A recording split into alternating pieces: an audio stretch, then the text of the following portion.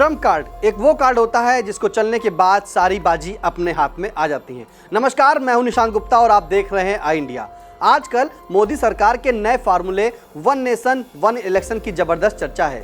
भगवा खेमा जहां इसे ट्रम्प कार्ड बता रहा है, वहीं विरोधी दल पहले ही दिन से इसके खिलाफ मोर्चा खोले हुए हैं।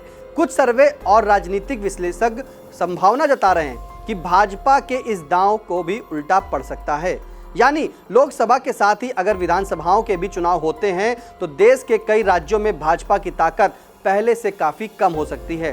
वन नेशन वन इलेक्शन को लेकर केंद्र सरकार ने पूर्व राष्ट्रपति रामनाथ कोविंद की अध्यक्षता में कमेटी गठित कर दी है। इसके रोड मैप को लेकर कानून मंत्रालय के सीनियर अफसरों ने पूर्व राष्ट्रपति से चर्चा की है। आरजेडी के सांसद मनोज झा का कहना है कि यह कमेटी पहले से तैयार सरकारी मसौदे पर मोहर लगाने भर को बनाई गई है। कांग्रेस सांसद राहुल गांधी ने इसे संविधान की मूल भावना पर हमला बताया है। वहीं बिहार के सीएम नीतीश कुमार इस कवायद को समय से पहले चुनाव कराने की तैयारी बता रहे हैं। जानकार बताते हैं कि वन नेशन वन इलेक्शन के जरिए भाजपा चुनाव का केंद्रीकरण करना चाहती है। हालांकि उसका यह फैसला सिर्फ नफा ही नहीं, बड़े घाटे का भी सौदा साबित हो सकता है। आइए आपको बिंदुवार बताते हैं कि किस तरह वन नेशन वन इलेक्शन का फार्मूला भाजपा के लिए अपने पैरों पर कुल्हाड़ी मारना बन सकता है। बात कमेटी के गठन से शुरू करते हैं। पूर्व राष्ट्रपति रामनाथ कोविंद की अध्यक्षता में बनी इस कमेटी के 8 सदस्य बनाए गए हैं। इनमें गृह मंत्री अमित शाह, कांग्रेस नेता अधीर रंजन चौधरी, पूर्व केंद्रीय मंत्री गुलाम नबी आजाद, वरिष्ठ वकील हरीश साल्वे, पूर्व लोकसभा सचिव सुभाष कश्यप, वित्त आयोग के पूर्व अध्यक्ष एनके सिंह और पूर्व विजिलेंस अधिकारी संजय कोठारी को भी इसमें शामिल किया गया है। विपक्षी दलों की इंडिया गठबंधन में शामिल घटक दलों को इस कमेटी में शामिल नामों से खासी दिक्कत है। कांग्रेस नेता और पूर्व मंत्री पी चिदंबरम ने इस पर सवाल उठाया है। उनका कहना है कि यह राजनीति और कानून दोनों का मामला है, इसलिए सरकार को कमेटी गठन करने में गंभीर होना चाहिए था। दूसरी तरफ कांग्रेस नेता अधीर रंजन चौधरी अपना नाम घोषित होते ही नाम वापसी का पत्र लिख चुके हैं। साथ ही भाजपा विरोधी दलों के नेता कमेटी के अन्य सभी 7 सदस्यों पर सरकार समर्थित होने का आरोप लगा रहे हैं। जानकार बताते हैं कि इस कमेटी में किसी पूर्व न्यायाधीश और निर्वाचन आयोग के किसी पूर्व अधिकारी का नाम न होना बड़ा मुद्दा बन सकता है। अब बात राज्यों में भाजपा के हाल की करते हैं। एक हालिया सर्वे के मुताबिक लोकसभा सीटों के नजरिए से अहम 3 बड़े राज्यों महाराष्ट्र, पश्चिम बंगाल और बिहार में बीजेपी की स्थिति ठीक नहीं है। सर्वे की रिपोर्ट के अनुसार महाराष्ट्र में अगर अभी चुनाव हो तो इंडिया गठबंधन को 28 और एनडीए को सिर्फ 20 सीटें मिल सकती हैं। यहाँ पर कुल 48 सीटें हैं। इंडिया गठबंधन में कांग्रेस, शरद पवार की एनसीपी और उद्धव ठाकरे की शिवसेना शामिल है। मौजूदा समय इन तीनों दलों के पास सिर्फ 10 सांसद हैं। इसी तरह अगर महाराष्ट्र में लोकसभा और विधानसभा चुनाव एक साथ होते हैं तो एनडीए को दोनों मोर्चों पर और अधिक नुकसान हो सकता है। सर्वे के मुताबिक भाजपा के एनडीए की बिहार में भी हालत अच्छी नहीं बताई जाती। यहाँ पर कुल 40 सीटों में से एनडीए को केवल 14 और इंडिया को 26 सीटें मिल सकने की बात कही जा रही है। यहाँ भी विधानसभा चुनाव साथ होते हैं तो उसमें भी एनडीए को बड़ा घाटा हो सकता है। बात पश्चिम बंगाल की करें तो कार्यकर्ताओं का टूटता मनोबल और नेताओं की बगावत ने भाजपा को पहले से कमजोर कर दिया है।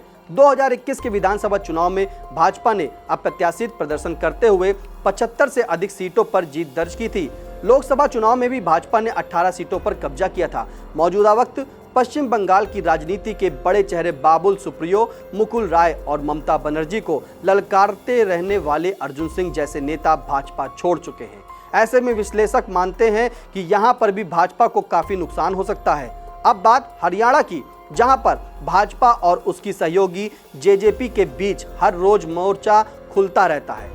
2019 के विधानसभा चुनाव में बहुमत से दूर रह जाने पर भाजपा ने जेजेपी से समर्थन लिया था। जेजेपी भाजपा की मजबूरी का फायदा उठाते हुए लोकसभा की 3 सीटों पर दावा कर रही है, जबकि भाजपा जेजेपी को सिर्फ विधानसभा तक साथ रखना चाहती है। ऐसे में अगर दरारें जल्द न भरी तो भाजपा को इसका नुकसान उठाना पड़ सकता है। ऊपर से कांग्रेस, आम आदमी पार्टी और इंडियन नेशनल लोकदल का जनाधार लगातार बढ़ रहा है। अगर यह तीनों दल एक साथ मैदान में उतरते हैं तो हरियाणा में तस्वीर का रुख बदल सकता है। भाजपा को झटका दे सकने वाली इस रिपोर्ट में दक्षिण के वह राज्य भी शामिल हैं जहां क्षेत्रीय पार्टियां हमेशा से हावी रही हैं। कोई भी राष्ट्रीय दल मजबूत जनाधार खड़ा नहीं कर सका है। हालांकि लोकसभा चुनाव को लेकर बीजेपी कई बार अच्छा प्रदर्शन कर चुकी है।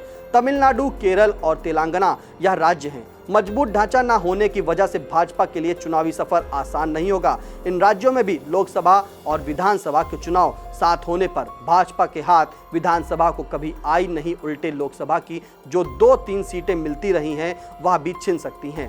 अब बात देश की सर्वाधिक सीटों वाले राज्य यानी कि उत्तर प्रदेश और आसाम तथा तेलंगाना की। विश्लेषकों के मुताबिक अगर वन नेशन वन इलेक्शन फार्मूले के तहत चुनाव होते हैं तो इन तीनों राज्यों में नए समीकरण पैदा हो सकते हैं। यूपी में बसपा सुप्रीमो मायावती फिलहाल इंडिया गठबंधन से दूरी बनाए हुए हैं, लेकिन संविधान से छेड़छाड़ का मुद्दा गर्म हुआ तो बसपा इंडिया के साथ जा सकती है। तेलंगाना की बीआरएस भी अभी तक इंडिया से बाहर है। अपनी राजनीति बचाने के लिए बीआरएस भी विपक्षी गठबंधन में शामिल हो सकती है। इसी प्रकार आसाम में भी एआईयूडीएफ जैसे दल भी इंडिया में शामिल हो सकते हैं। बता दें कि यूपी में लोकसभा की 80 सीटें, आसाम में 14 और तेलंगाना में 17 सीटें हैं। ऐसी चर्चा है कि भाजपा को भी वन नेशन वन इलेक्शन से कहां पर घाटा और कहां मुनाफा होगा इसकी जानकारी है। यही वजह है कि भाजपा की ओर से हर कदम काफी नापतोल कर ही रखा जा रहा है। आपके लिए खबर लिखी थी आई इंडिया के सहयोगी वीरेंद्र मिश्रा ने। कैमरे के पीछे हैं हसन गोगा। नमस्कार।